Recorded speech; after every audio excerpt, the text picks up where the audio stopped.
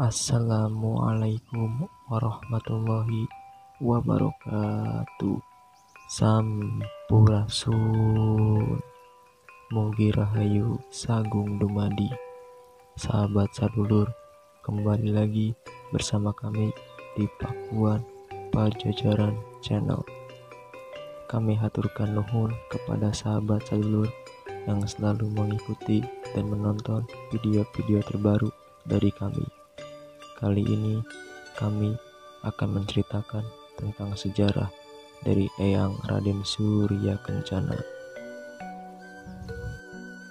Namun sebelum lanjut ke videonya, saya ingatkan kepada sahabat sadulur untuk menekan tombol like, komen, subscribe dari channel ini, channel konten prasejarah dan kebudayaan.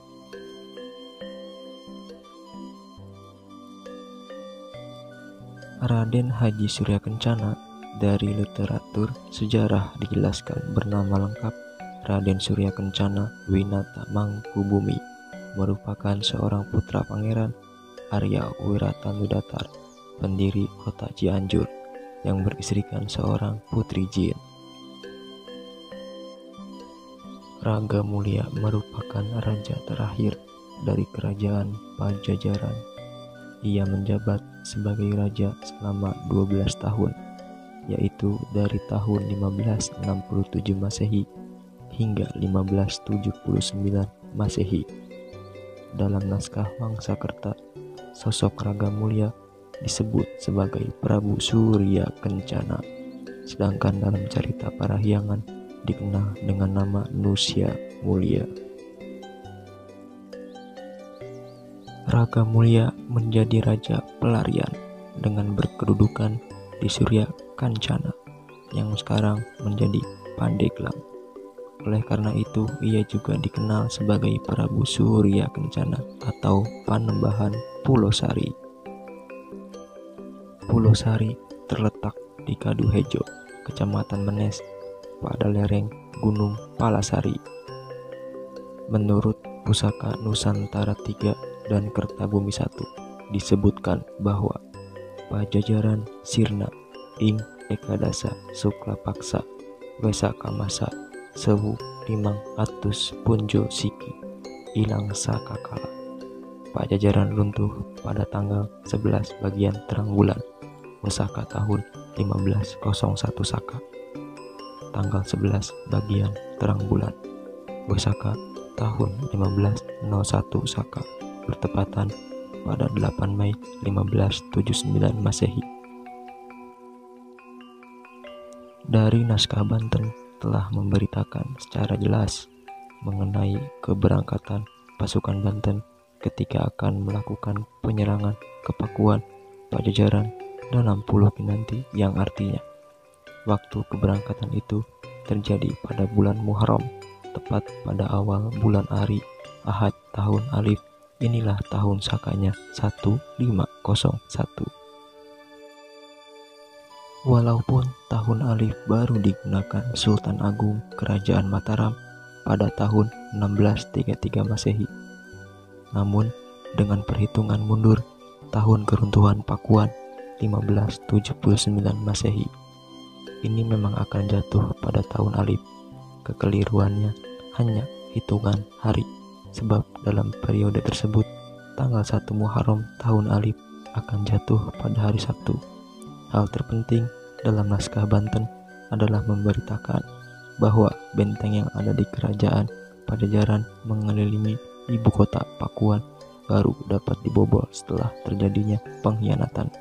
Komandan yang selalu menjaga benteng di Pakuan merasa sakit hati karena telah diabaikan. Selama ia menjabat tidak pernah mendapat gelar yang mendorong pangkatnya naik. Ia adalah saudara Ki Joglo, seorang kepercayaan Panembahan Yusuf.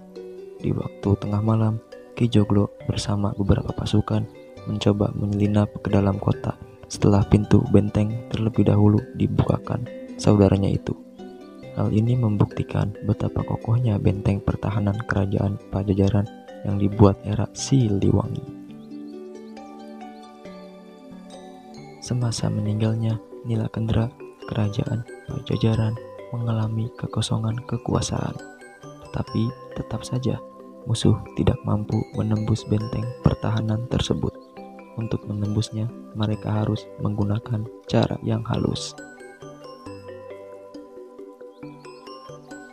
Masa berakhirnya kerajaan Pajajaran dari tahun 1482 sampai dengan 1579 ditandai dengan diboyongnya Palangka Sriman Sri Wacana.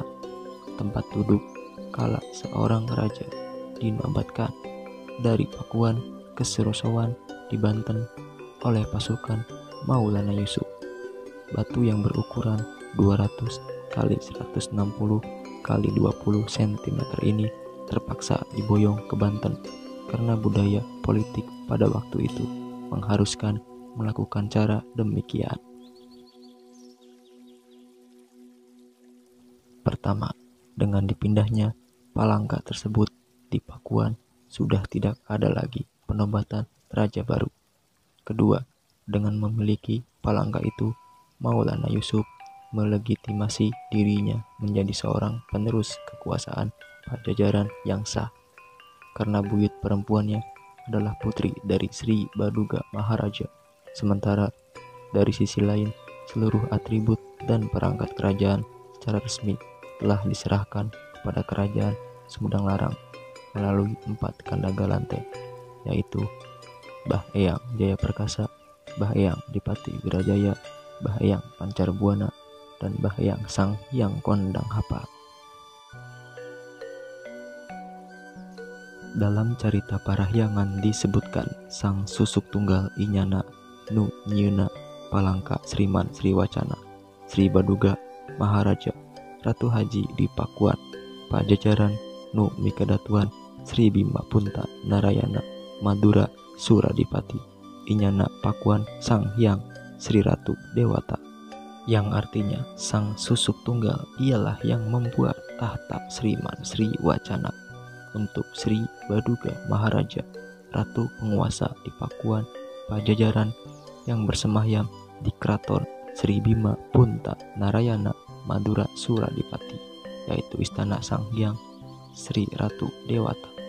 Istilah Palangka secara umum memiliki arti tempat duduk dalam bahasa Sunda Pangcalikan, yang secara kontekstual bagi kerajaan Pajajaran adalah tahta. Dalam hal ini, tahta tersebut melambangkan tempat duduk khusus yang diperkenankan pada upacara penobatan seorang raja. Di atas Palangka itulah calon raja diberkati dengan berbagai profesi upacara oleh pendeta tertinggi.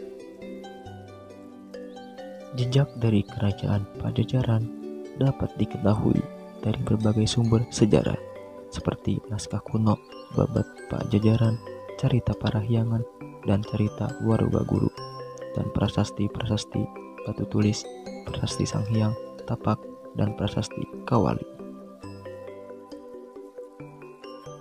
Setelah Pajajaran runtuh, diperkirakan terdapat sejumlah punggawa istana yang meninggalkan keraton lalu menetap di daerah Lebak.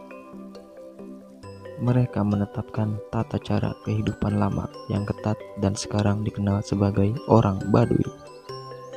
Dan setelah Prabu Surya Kencana Moksa, keraton Pakuan berubah menjadi kawasan hutan. Karena dahulu kobaran api yang membakar keraton dan seluruh kawasan kota Pakuan menghanguskan seluruh bangunan dan pepohonan, meninggalkan bara yang tidak padam selama beberapa minggu. Batu Gilang berhasil diboyong ke Surosowan, tetapi mahkota Binokasi Sang Hyang Pakir lolos dibawa ke Sumedang Larang.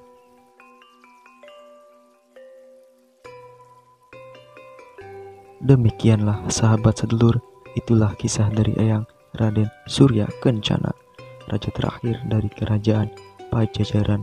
Bagaimanapun juga, sejarah ini mengungkapkan akhir dari kerajaan Pajajaran, dan kami berharap generasi selanjutnya mengetahui tentang prasejarah pada zaman dahulu.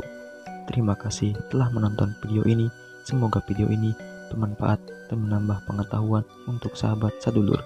Dan saya selalu mengingatkan kepada sahabat sedulur untuk menekan tombol like, komen, subscribe, dan share. Sekian dari kami, Pakuan Pajajaran Channel. Cunduk waktu anu rahayu, ninggang mangsa anu sampurna, nitiwanci anu mustari. Wassalamualaikum warahmatullahi wabarakatuh. Sampurasun.